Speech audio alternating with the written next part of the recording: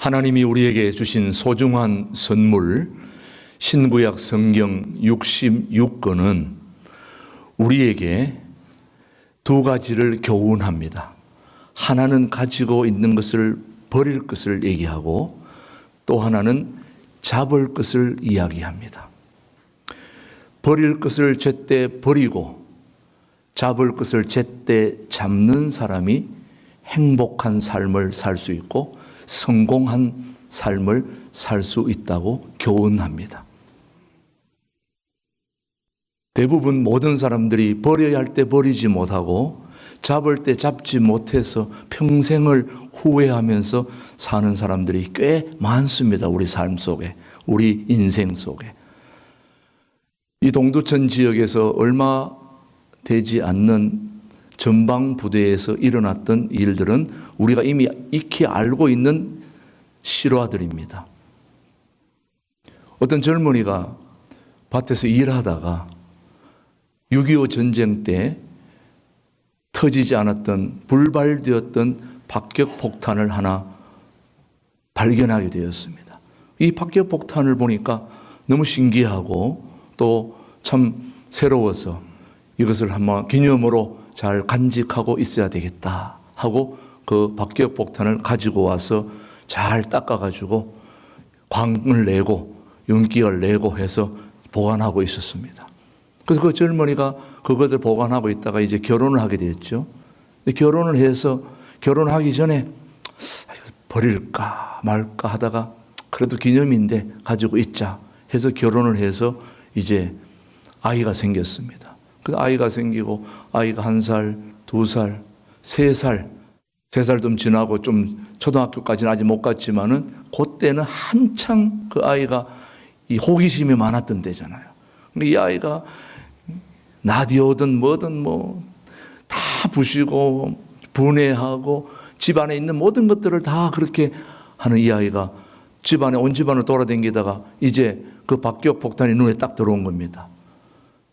야, 이거 신기하다 이러면서 박격폭탄을 가지고 나가서 벤치하고 드라이버 망치 가지고 나와가지고 분해를 하고 다 하고 어떤 건 또 안 되니까 망치로 때리고 막 한참 분해하는데 분해하다가 마지막 그 뇌관 폭발하는 그거를 때려버린 거야. 때리면 안 되는데 그 때리는 바람에 그 박격폭탄이 터지게 된 겁니다. 터지자마자 어떻게 됐을까요? 그 3살짜리 아이는 그 자리에서 바로 죽고 부엌에서 일하던 어머니는 박격폭탄이 터지자 불구가 되어버렸습니다. 이 소식을 듣고 남편이 밭에서 일하다가 뛰쳐와서 보니 기가 막히거든요. 통곡을 하면서 내가 그때 그걸 버렸어야 되는데 그때 그걸 버렸어야 되는데 왜 이걸 안 버렸던가. 이미 때는 늦어버린 거죠. 버려야 할 것을 버리지 못함으로 말미암아 우리가 일평생 동안 그것을 잡고 있어가지고 평생 후회하며 사는 사람들이 우리 삶에 꽤 많습니다. 우리 인간은 뭐든지 움켜쥐고 싶은 본능을 가지고 있어요. 이것이 내게 유익한가 따지기 전에 일단은 욕심으로 자기의 것을 만들어 놓고 보는 게 인간입니다. 그리고 이것이 내게 별로 중요하거나 필요하지 않음에도 불구하고 일단은 우리는 확보를 해야 됩니다. 저만 그런가요? 여러분도 다 그러지 않습니까? 일단 확보를 해놔야 돼요. 안심이 됩니다. 내게 필요하지 않더라도. 그래서 사람들은 그것을 버리지 못해서 생기는 일들로 인하여 크게 후회하고 어려움을 겪게 됩니다. 그런데 눈에 보이는 것들은 별스럽지 않은 물건일 뿐만 아니라 버리지 않아도 조금 불편함을 느낄 뿐이지 그다지 삶에 영향을 주지는 못한 것들이 많지만은 실제로는 보이지 않는 것들이 삶에 영향력을 주어서 인생을 망쳐놓을 때가 더 많다는 것을 우리는 명심해야 됩니다. 눈에 보이는 것은 간과할 수 있어도 눈에 보이지 않는, 그래서 이러한 사실들을 잘 알면서도 우리가 쉽게 버리지 못하는 그런 인간의 본능을 우리는 어찌할 수 없어 가지고 있는 것입니다. 예컨대 나쁜 습관들, 끊어야 할 친구, 인간관계 정말 버리기가 쉽지 않습니다. 그런데 끊어야 되는데 끊지 못하기 때문에 계속해서 그것 때문에 두고두고 후회하고 두고두고 아픔을 가지고 있는 우리의 삶의 모습들이 아닌가 하는 것입니다. 그래서 신앙생활에서도 마찬가지입니다. 주님을 따라가야 하는 데는 반드시 버려야 할 것이 있습니다. 버리지 않으면 주님을 잡을 수가 없습니다. 주님을 잡는다는 것은 또 다른 걸 놓아야 되는 것입니다. 주님을 향한 인생의 밧줄, 기도의 밧줄, 말씀의 밧줄, 찬양의 밧줄을 잡으려면 내가 가지고 있는 걸 놓아야 됩니다. 놓아야 그 밧줄을 잡을 수 있는 겁니다. 자, 그렇다면 우리의 신앙의 선배들이 어떤 삶으로 인생을 살아왔는지 한번 우리가 성경을 통해서 우리의 선배들이 살아왔는지 한번 말씀을 한번 보시죠. 마가복음 1장 17절, 하나님의 사명은 버리는 것을 버릴 때 우리가 얻을 수 있는 것입니다. 예수께서 이르시되, 영상에 있습니다. 한번 보십시오. 예수께서 시작. 예수께서 이르시되 나를 따라오라. 내가 너희로 사람을 낚는 어부가 되게 하리라 하시니 곧 그물을 버려두고 따르니라. 뭘 버렸다고요? 그물을 버렸다. 자, 어부는 뭐를 굉장히 제일 중요하게 생각합니까? 그물입니다. 그물은 한마디로 돈줄입니다. 우리의 생명줄입니다. 그 사람에게는.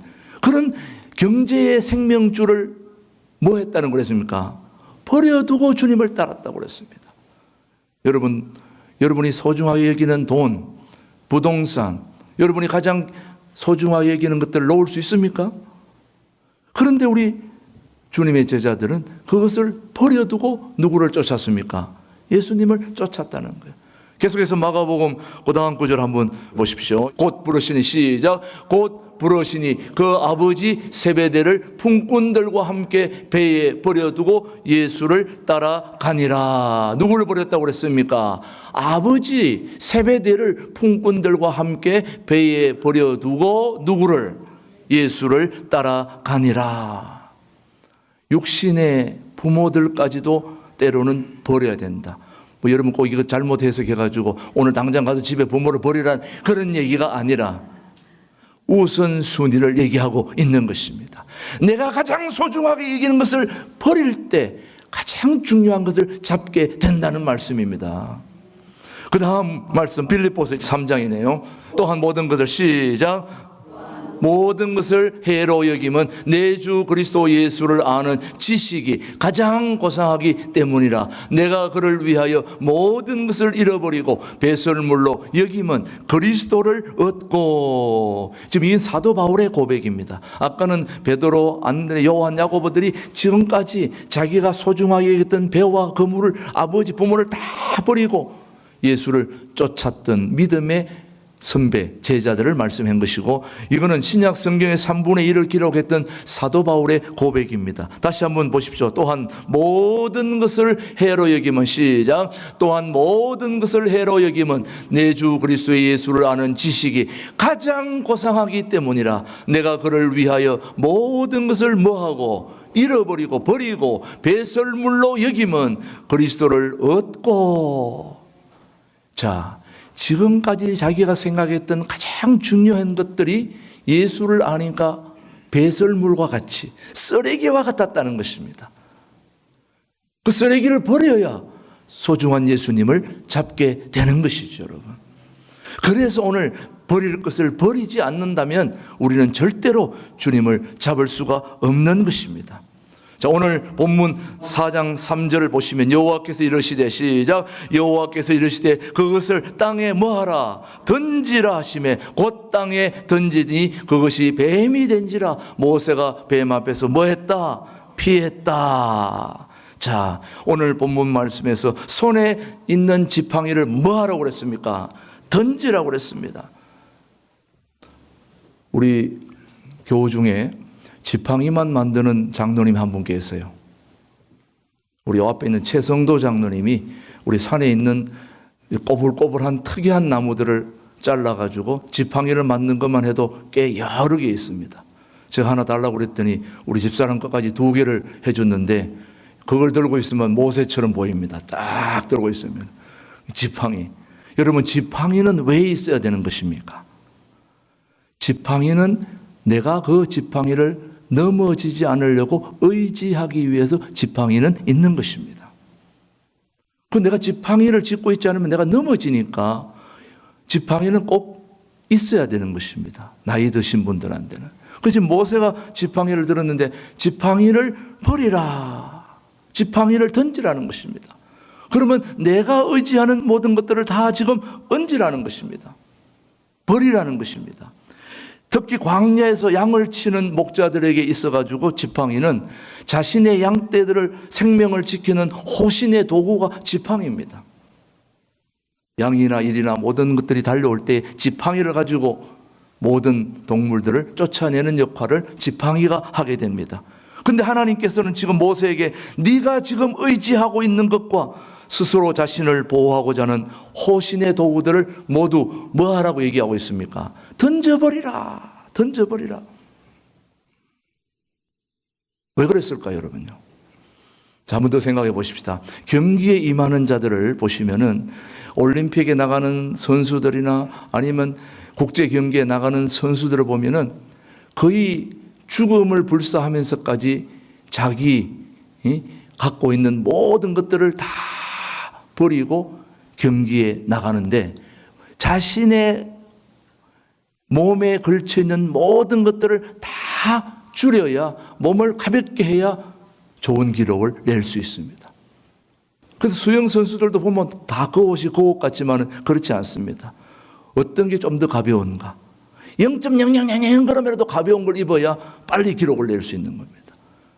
경기에 임하는 사람들의 최대의 목표는 몸을 가볍게 하는 것입니다. 몸을 가볍게 해야 좋은 점수를 낼 수 있는 것입니다. 내려놓아야 할 짐들을 다 내려놓고 벗어야 할 옷들을 다 벗고 바람의 저항을 받지 않기 위해 심지어 머리털까지도 다 밀고 나갑니다.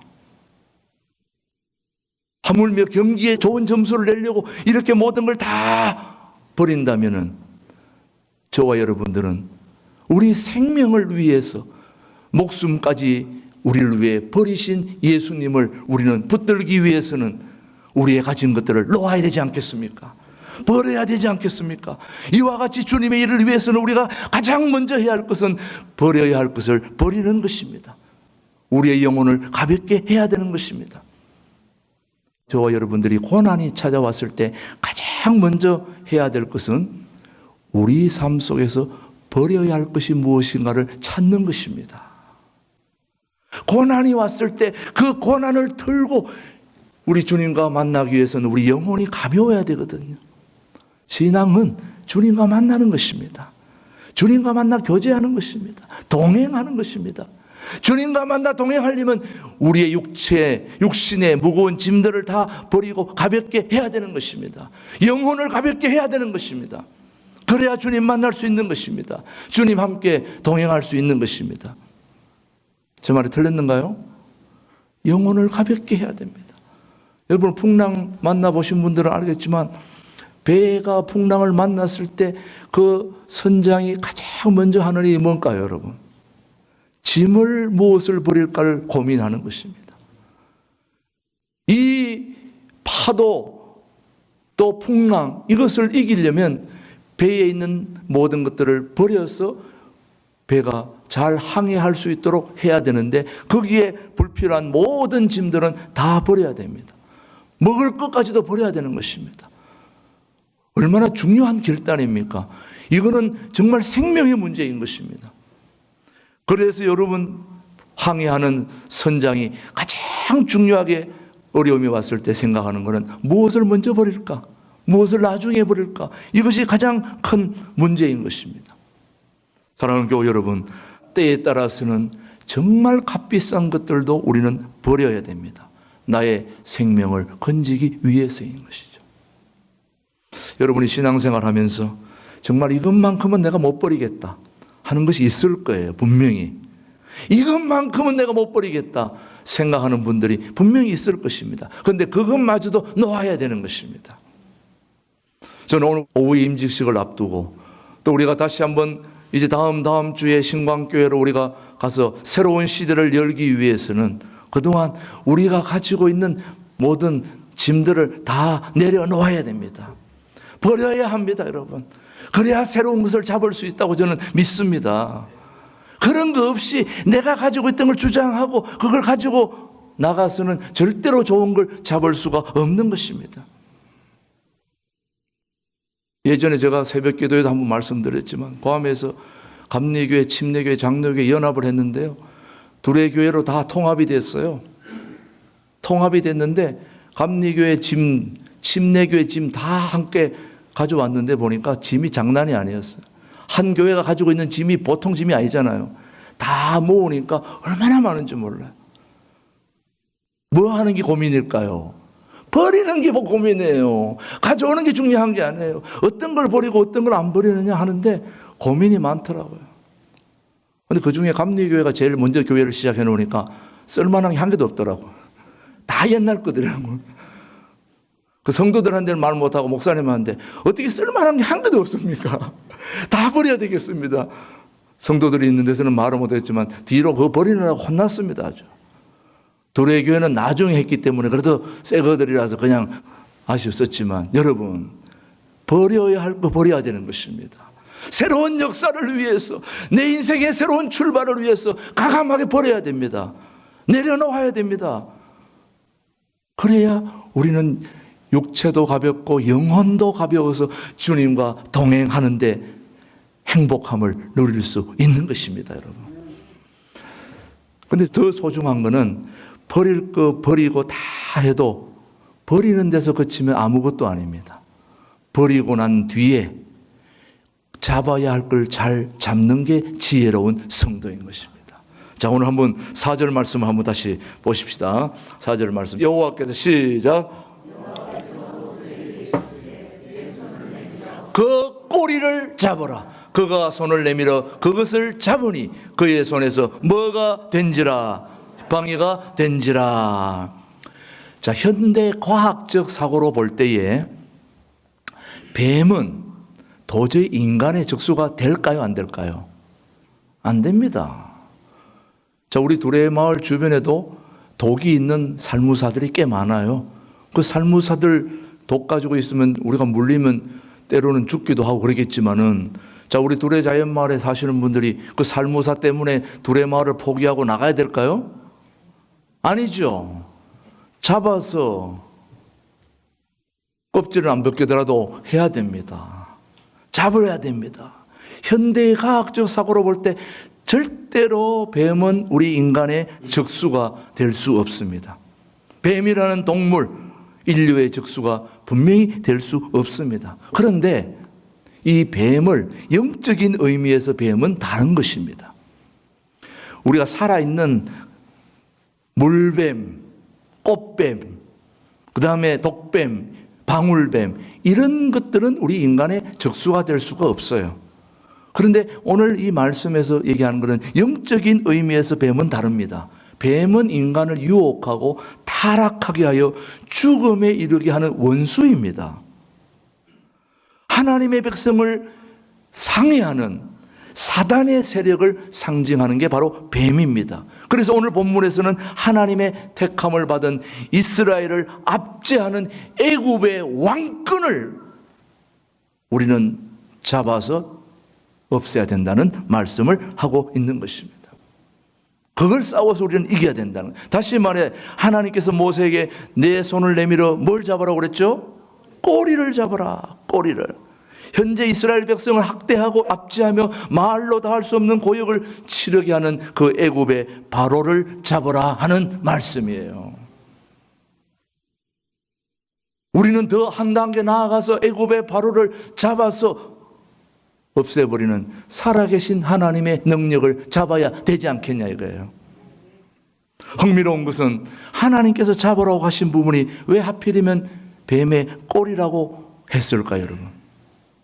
여러분, 뱀의 꼬리 하니까 꼬리곰탕이 생각납니다만은 이 뱀의 꼬리는 곰탕 해 먹을 수도 없는 아주, 왜 뱀을 꼬리를 잡으라고 했을까? 여러분, 뱀은 잡을 때 꼬리를 잡는 게 아닙니다. 꼬리를 잡으면 다시 털어가지고 잡는 사람을 뭐 합니까? 물어버립니다.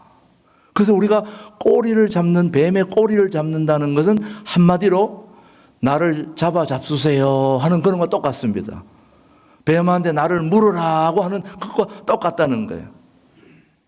자, 근데 4절 말씀 다시 한번 보십시오. 여호와께서 시작. 여호와께서 모세에게 이르시되 내 손을 내밀어 그 꼬리를 잡으라. 그가 손을 내밀어 그것을 잡으니 그의 손에서 지팡이가 된지라.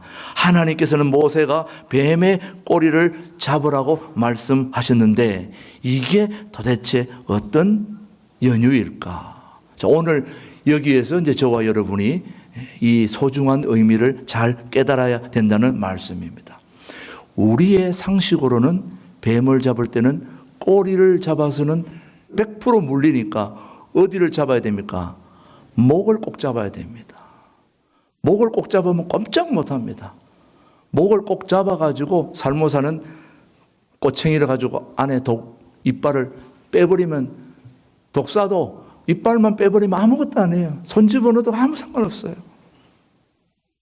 여기서 얘기하는 것은 우리가 뱀의 꼬리를 잡으면 백발백중 잡히는데 왜 목을 잡아라지 않고 꼬리를 잡으라고 했을까? 이 소중한 의미를 저와 여러분이 꼭 알아야 될 것은 믿음의 싸움은 사람의 방법으로 되지 않는다는 걸 얘기하고 있습니다. 우리 인간의 방법으로는 꼬리를 잡으면 100% 물리니까 목을 잡아야 된다고 생각을 하는데 하나님이 꼬리를 잡으라고 하는 것은 믿음의 방법은 하나님의 방법과 사람의 방법이 다르다는 거예요. 너희들이 갖고 있는 인간의 상식으로 생각하지 말고 믿음의 싸움은 사람의 방법으로 되지 않는다는 걸 지금 우리에게 교훈하고 있는 것입니다. 하나님의 방법으로 하라는 뜻입니다, 여러분. 하나님의 방법, 사람의 상식으로는 통하지 않는다는 그 말씀을 하나님이 명하신 일은 하나님의 방식으로 해야 된다는 말씀을 우리에게 하고 있는 것입니다.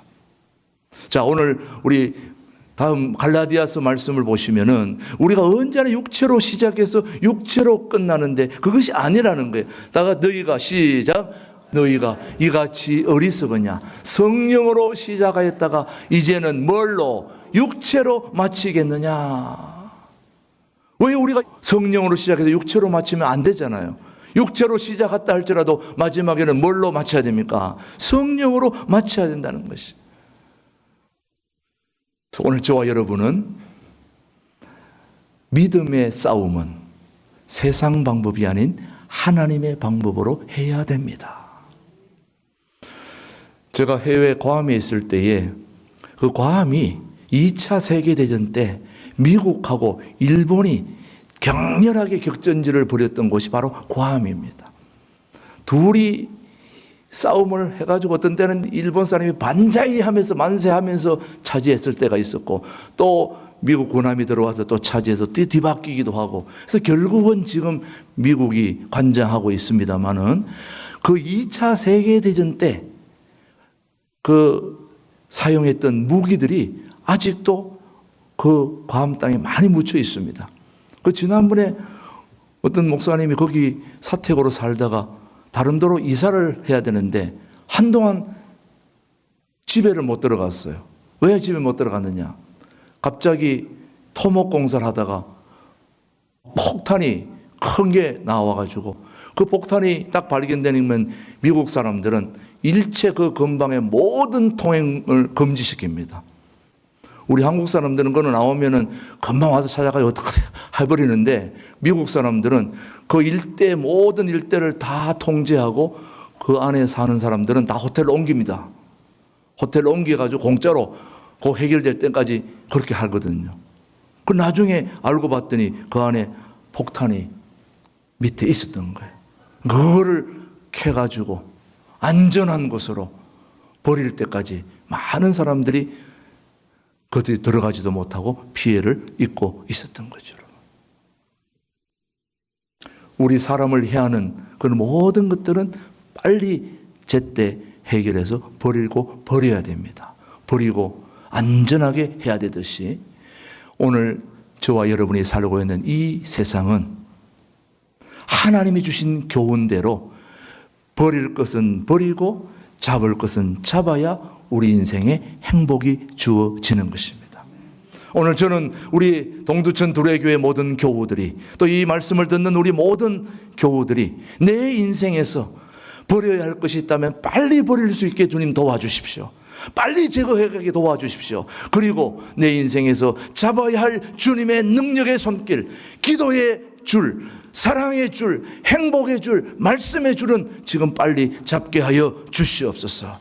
그래서 내 인생을 최고의 행복의 자리로 이끌어가는 주님의 은혜의 줄을 꼭 잡고 남은 우리의 삶을 승리로 행복하게 살아가기를 주님의 이름으로 축복합니다. 기도하겠습니다. 하나님 아버지, 우리가 일생토록 사는 동안 버릴 것과 잡을 것을 구분하는 지혜를 주시옵소서. 버릴 것은 과감하게 버리고 잡을 것은 신속하게 잡을 수 있도록 굳건한 믿음을 우리 모두에게 허락하여 주시옵소서. 우리 임직자들, 하나님 아버지, 지금까지 내 삶에 존재해왔던 모든 악한 습관과 모든 비영적인 것들을 다 버리게 하시고 우리 주님을 굳건하게 붙잡는 우리 임직자들 되게 하여 주시옵소서. 우리가 신강교회로 갈 때에 우리 교우들이 우리의 모든 기득권들을 다 내려놓고 하나님 앞에 다시 한번 우리를 새롭게 해주시는 주님의 새 역사에 동참할 수 있는 우리 교우들 되도록 주님 도와 주시옵소서. 살아계신 예수님의 이름으로 감사기도 드립니다. 아멘.